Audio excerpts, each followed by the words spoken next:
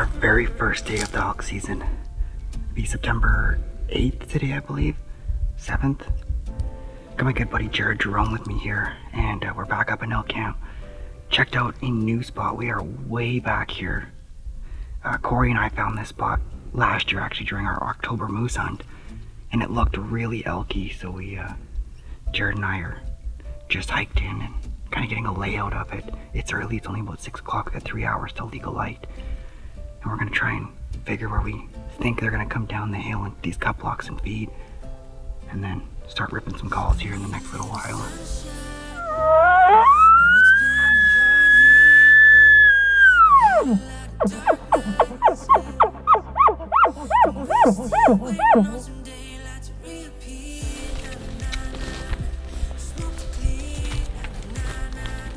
We're only about 500 from those elk beds up the hill. And that's our other spot. I think that spot is polluted with elk. I didn't realize that this cut block was here, so maybe half of those elk that we always hear are actually coming up from here. I started to smile, couldn't peace inside. I need a little sunshine. Oh, it's been a hard year. Had a lot of dark nights, and we're still waiting on some daylight to reappear. Na na na na na, smoke to clear. Na na na na na, I need a little sunshine.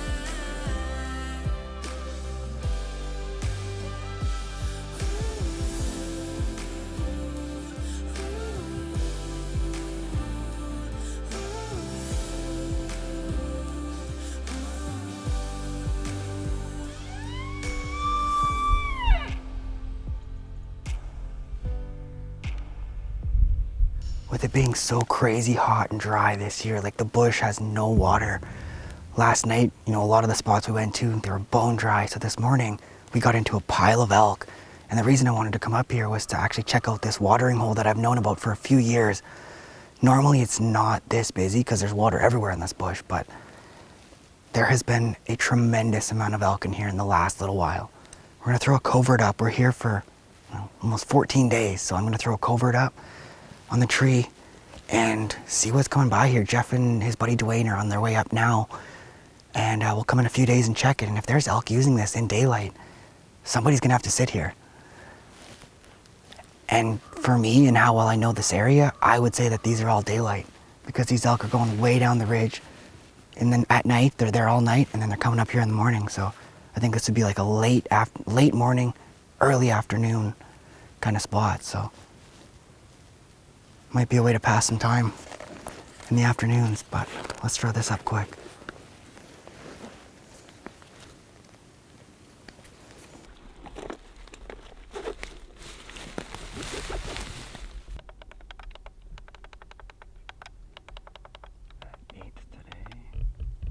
Never know about public land. I've been lucky so far, so fingers crossed. Always a risk. Fatal Impact is proudly sponsored by Covert Scouting Cameras, Vortex Optics, Old Smokes Coffee, Top Notch Taxidermy Studio, and the MD of Bonneville. This segment of the show is brought to you by Deluxe Wall Tents, built in Canada for Canadian conditions. We just walked into where we wanted to be, and I let out a bugle, and immediately down in the bottom, right where I thought they would be, one of the bulls answered. The problem is the wind isn't great right here. We know they're gonna come up. I don't really think I want to go down after him with the wind at our back. So I think we're gonna hang out up here, see if he starts working his way, and then maybe side hill him. I think that bull is gonna go back over to where I showed you there, Jared. Back into that draw, which wouldn't be bad. No, that'd be a good thing too. But I know there's a bigger bull, always further down, that doesn't usually get worked up until we we get one of these other ones fired up. So there's for sure 3 different bulls going. There's the one over here that initially, and then there's 2 more over here. The wind has been gross this morning. It's all over the place. I know where those ones are coming up. I just don't know if we can get there in time.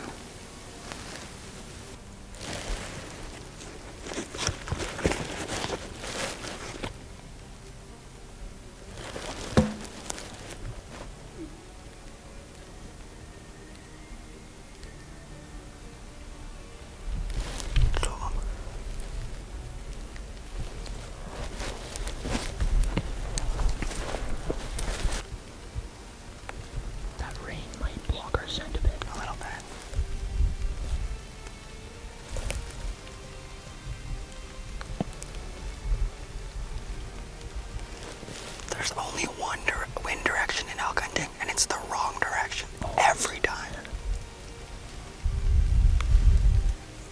Like literally, it's been switching to get our hair back constantly. No matter which way we turn. Which way we go.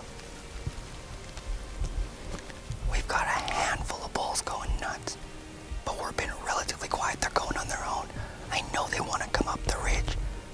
We're on the main trail, and I think at least one of them's going to come past us. Yeah, he's coming closer. He's coming up the trail for sure.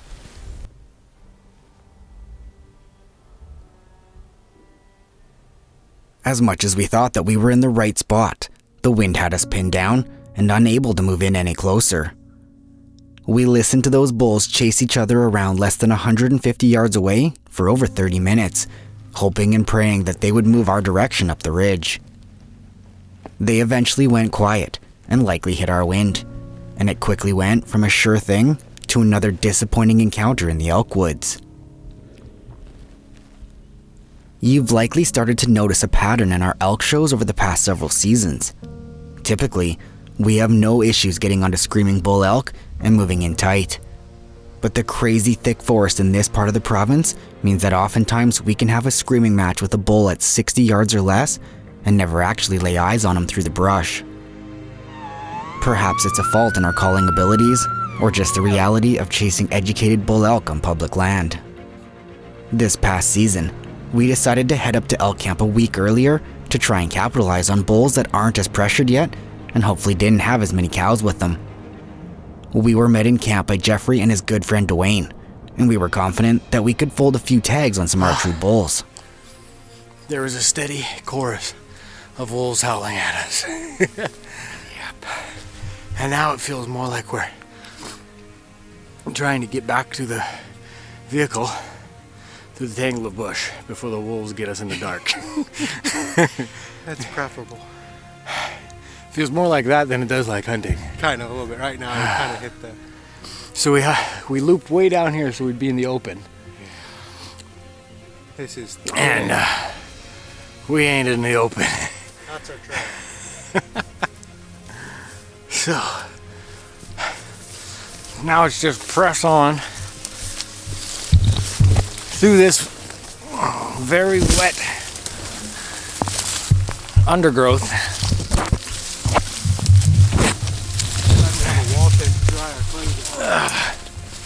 And hope we get back before it gets dark on us.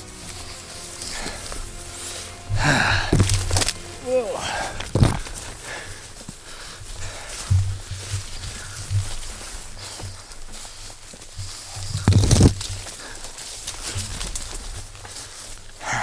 Got a lot of lessons left to learn. That this could be the easiest thing if I'd let it. But I'm too afraid of losing it all. 'Cause if I leave everything on the table, then you might break my heart. But I know We spent the first few days searching the hillsides for a bugling bull with nothing to show for our efforts. Chasing elk in the early archery season can either be action-packed or incredibly slow, and after a quiet start to the trip and a close call on the quad, we finally managed to get into some bugling elk.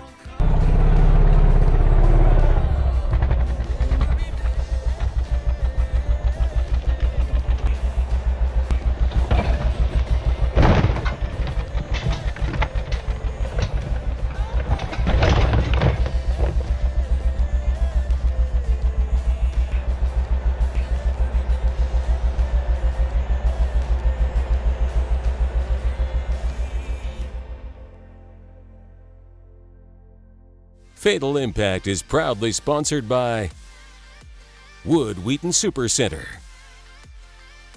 True Fire Releases, Victory Archery, Black Widow Innovations, Wapiti River Outdoors, and Federal Premium Ammunition. This segment of the show is brought to you by the MD of Bonnyville. Lake adventures happen here.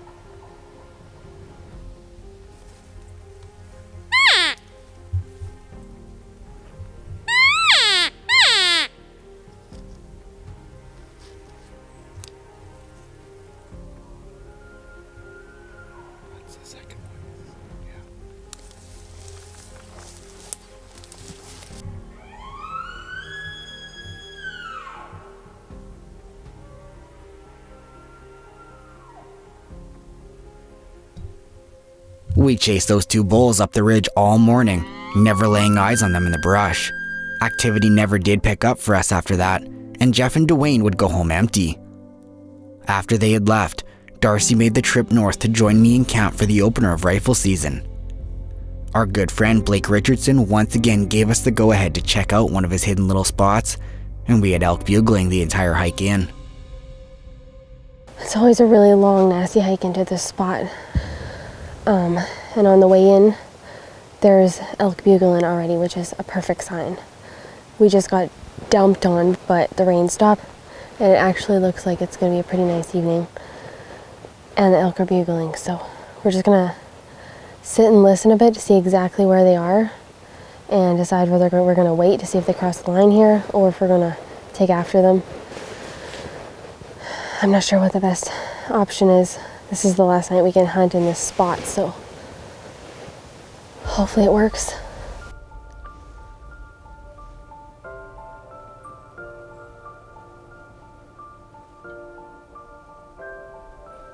We had gotten set up on the line and could hear the bull bugling in the valley beside us.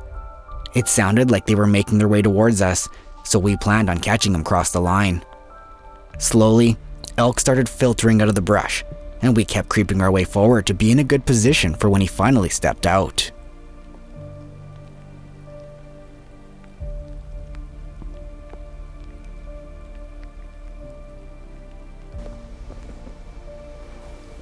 We're just gonna sneak a little closer because I can only see the backs of the cows that are down the line there, so.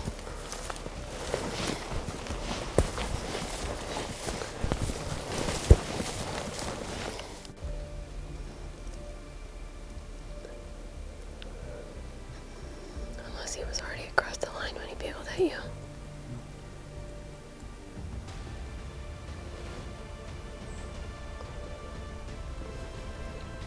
That's a lot of cows. That's a lot of cows.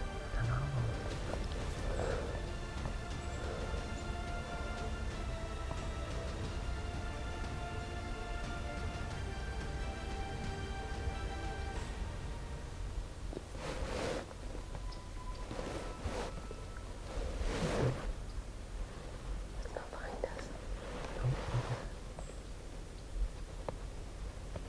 Fatal Impact is proudly sponsored by Mad Ramps, Scree Gear, High Mountain Seasonings, Block Targets, iHunter, Glendale Targets, and Deluxe Wall Tents. This segment of Fatal Impact is brought to you by Tourism Saskatchewan. This segment of the show is brought to you by Wood Wheaton Supercenter, a proud supporter of our outdoor heritage. That was where he's coming from. Oh, it's at a different spot. As long as he's legal. That's not him. Okay, ready? Tell me when. Oh, he's in front of the cow. Okay. Dude, he's right there.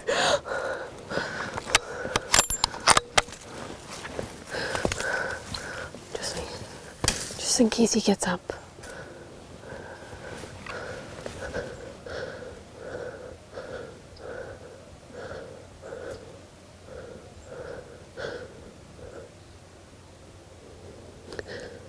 That cow doesn't even know what happened. She's still standing there. There was no questions. He was a legal bull. I dropped him right in his tracks. That poor cow, she's just wondering what happened to her man. He was just screaming. Oh man. I'm so shaking. That's my second elk. She was like, you could tell she was like being run ragged too. She like, the cow stepped on line and she was just like she wanted to get out of there. I don't know if there's another bull or not. It almost sounded like there was another bull, but it might have just been him. Yeah, sometimes when they're screaming down in the valley, like you don't know if they're there or what. At least he just dropped in his tracks. Thanks. This is surprising me because it seems like they're so smart when we're hunting them. But now she's just standing there on the line and not even moving. I know, I kind of feel bad that I shot her boyfriend.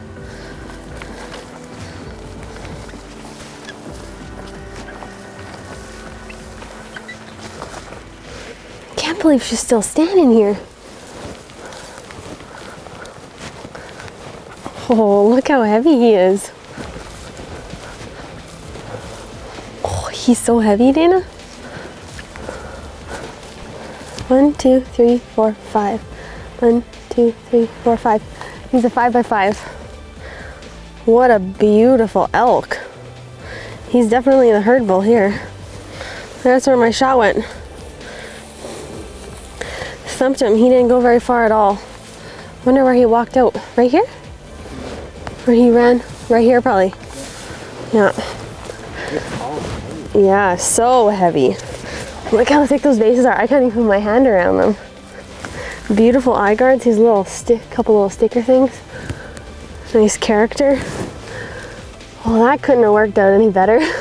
It was just perfect. The cows started coming, and the bulls always last. So we knew he was coming, and he was mad. That last cow that came out on the line in front of him, she was just huffing and puffing with her tongue out. She was in major heat, and he was right on her. So it just worked out perfect. And one of the best things this year, we're actually expecting. So our little Bean's with us on this trip, which is super exciting. That little babe of ours is going to be on a lot of elk hunts in his or her lifetime. So this is a great way to start. But this is going to be a long pack out. Just the two of us and a nasty trail ahead of us. A huge shout out to our good buddy Blake. He's the one that pointed us out in this direction. This is an area where he usually hunts, and he wasn't going to be in here, so he actually said we could come in here, and so just a huge thank you, Blake. Thanks for this guy.